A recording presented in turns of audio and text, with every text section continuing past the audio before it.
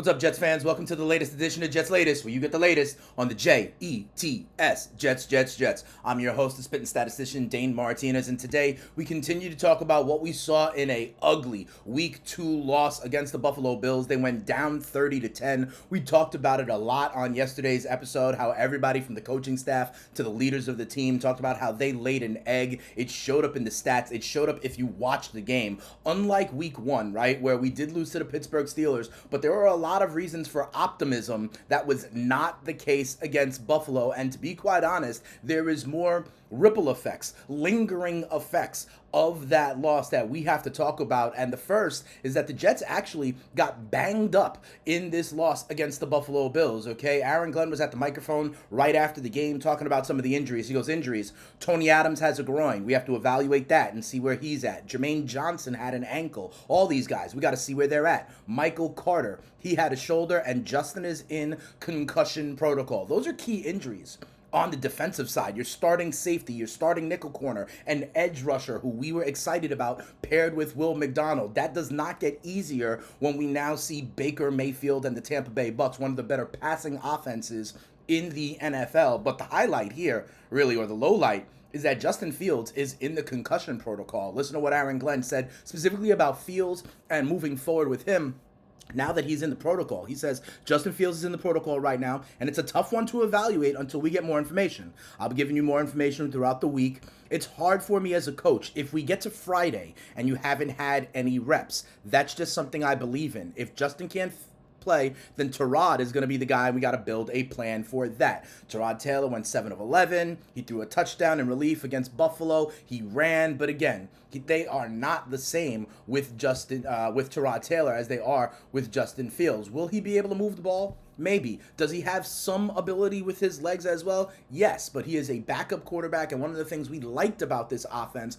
was that dual threat nature. I mean, Fields didn't look great in Week 2, but we were seeing progress, and I think one of the things that are key is that Aaron Glenn says if he hasn't had any reps by Friday, it's going to be hard to just run him out there when we haven't installed the game plan for Tampa with him. So it sounds like, and usually concussions or 1 week injuries in the NFL, right? So I think we are going to see Tyrod Taylor against Tampa Bay in Week 3, and the Jets looking at 0-3 right in the face. I mean, Tampa is a 2-time division champion, right? So we'll see. And on the defensive side, this probably means more Zaire Thomas. This probably means more Malachi Moore if those guys can't go. And remember, against a tough passing offense, not the easiest assignment to be sure if you're going to make your debut as Thomas and Moore. But also, we saw it. The Jets laid an egg in Week 2 against Buffalo. We heard people talk about it right after the game, but Aaron Glenn said more about it at the microphone. Listen to what Aaron Glenn had to say specifically about Buffalo kind of beating them at their own game, using the Jets' new brand and style against them. Listen to what he said. He goes, disappointed in how we played yesterday. I thought Buffalo beat us at our own brand of football. Those are some things we got to talk about with the staff and the players, get aligned on what we're trying to do as a football team, and understand this is a brick-by-brick mentality for us. I hate the way we played yesterday, but I know the type of players and coaching staff we have, and we're going to do everything we can to fix these problems and move forward. We've all played Legos before. We know you have to make sure everything is aligned and you keep stacking it day by day. I wish it was instant coffee, but it's not. These things take time. And listen, I get the accountability. I get talking about it as a process. Remember, I make the comparison to the Detroit Lions under Dan Campbell. They were 0-10.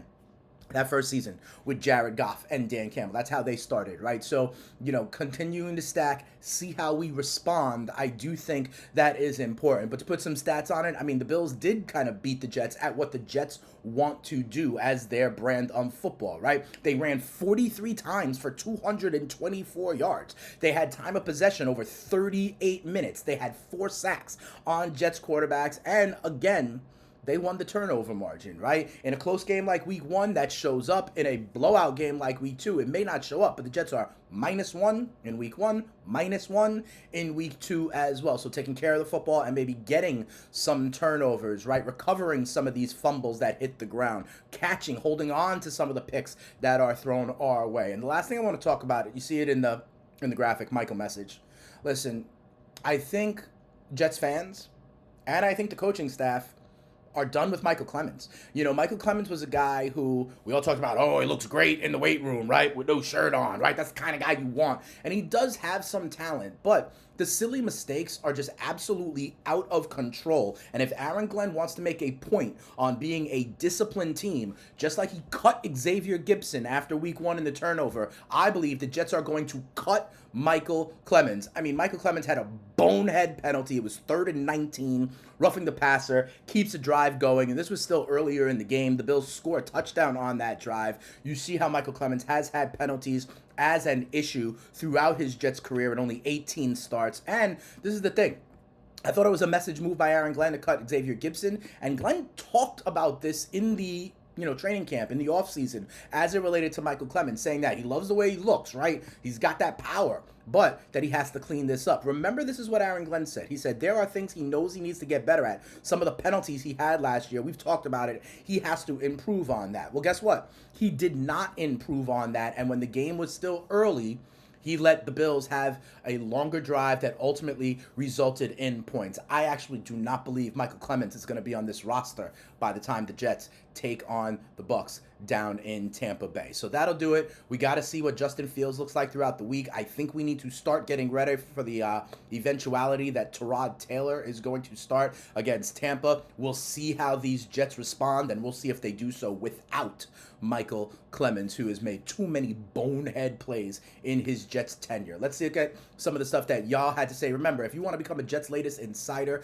click on the link in the description. You can get access to exclusive content, all sorts of perks as we go throughout the season, whether it be fantasy football, sports betting, or the green and white here in 2025. Tony Sturgis, I like to thank you. Tony has been engaging with the channel for a while now, says, so disappointed, don't even really want to discuss it. Wow, this sucks. Hopefully Glenn can turn us around. Clemens should have been cut. We'll see how long he is for this Jets roster. Cody Jordan, 2023, even before the game against Buffalo, said, relax and stop with the hype. We haven't seen anything yet. Just watch what happens. Don't get too excited.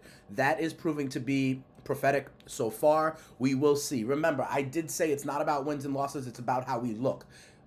Week 2 was a big step back in that.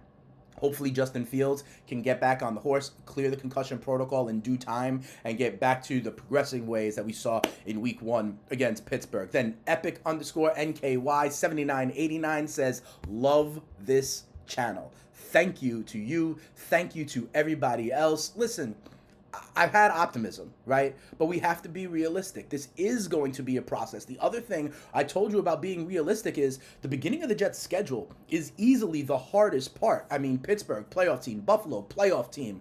Tampa, playoff team. They go across the pond for the Denver Broncos, playoff team, right? Dallas, now that they have Dak Prescott back and that offense seems like they can move the ball. That is a difficult one. I think Monday night against Miami is really the only game in the first 6 or 7 weeks that I think it's a game that the Jets could/should win. So I hope that as I read the comments throughout this week, that the Jets fan base continues to stay patient. We knew it was going to be tough. We knew early on with this young roster that we're still building. So let's see how much leash everybody gives the Jets, Jets. Hopefully you don't have to give Jets latest too much of a leash, because I am here every single day giving you the quotes, giving you the analysis, giving you real talk about the green and white. And if you want to hear more from me, the spitting statistician Dane Martinez, remember, I am the host of the FTN Fantasy Show over on SiriusXM. We help you get ready to win your leagues and win that cash. FTN is a great website for the fantasy sports player, for the sports bettor. I'm talking about Stats Hub data. I'm talking about waiver wire, rankings, all sorts of great content that can really help you out. Check me out over there as well. All right, but listen, watch the channel, like the channel, subscribe to the channel, and tell a Jets fan friend to tell a Jets fan friend. We knew it would be tough. Hopefully Justin Fields clears protocol and we can start to build and look better than we did against the Buffalo Bills. One thing I know is I'll be here all week talking about it, getting you ready for week 3 against the Tampa Bay Bucs. But for now, we out of here. Peace.